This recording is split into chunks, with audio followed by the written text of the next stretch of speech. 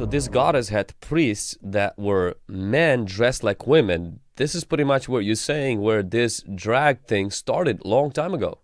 Yes, exactly. She actually had priests who were surgically transitioned from men into, quote, women. The transition men dancing before the goddess, carrying scalpels, like as if they're celebrating their surgery. So this is where we are.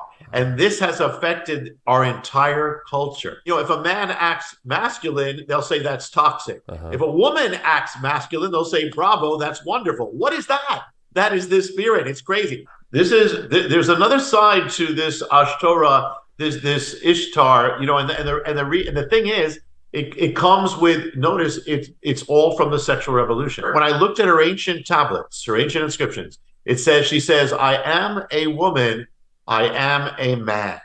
It says in her hymns, it says, you, goddess, have the power to turn a man into a woman and turn a woman into a man.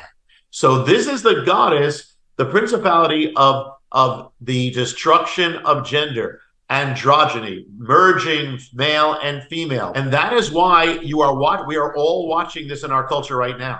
It is a spirit. It is not natural. As this sexual goddess, as this goddess of sexual immorality, as she gets entrenched in the culture, her darker work starts coming out. And we are in now the next phase. That's why we're all dealing with this now. That's why it's affecting literally everything.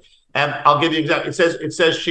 It says you grind away the masculinity of men. There is actually a war on manhood. There's a war on, you know, that she seeks to take men away from manhood, away from fatherhood, away from marriage, away from providing, away from women. You know, well, it also says she masculinizes, she defeminizes women.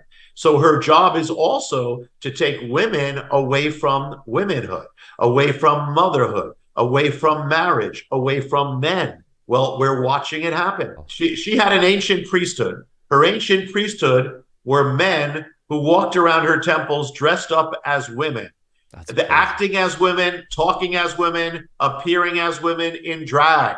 You know what stopped this? The gospel. So when you take God out, it is absolute. It's inevitable that this is coming back. Wow. And she pretty much claimed that, you know, the goddess claimed 1 month of the ancient world.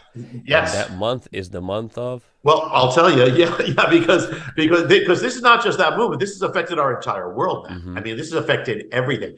1 month where she'd especially possessed the culture. And so I looked, okay, what was it called? Well, I looked back in the writings of the first Christians, because it was still happening, you know, back then. So I looked at the writings of Saint Jerome, and he identifies it. And he says it was the month called, in Latin, he says it was the month of Iunium, or in English, the month of June. June is the month where she possessed the culture. June, she was the goddess of pride. So June has become the month of pride. She's the goddess of altered sexuality. So June has become the month of altered sexuality. She was also the goddess of parades.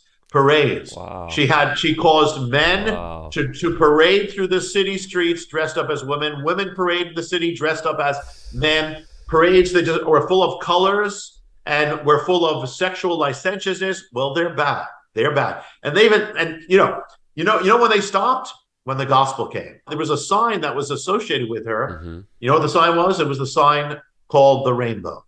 It's the sign of the rainbow. And the interesting thing, so why is the rainbow the sign? You know, the rainbow belongs to God. Yeah. But on her myth, it says that she steals what belongs to other gods for herself.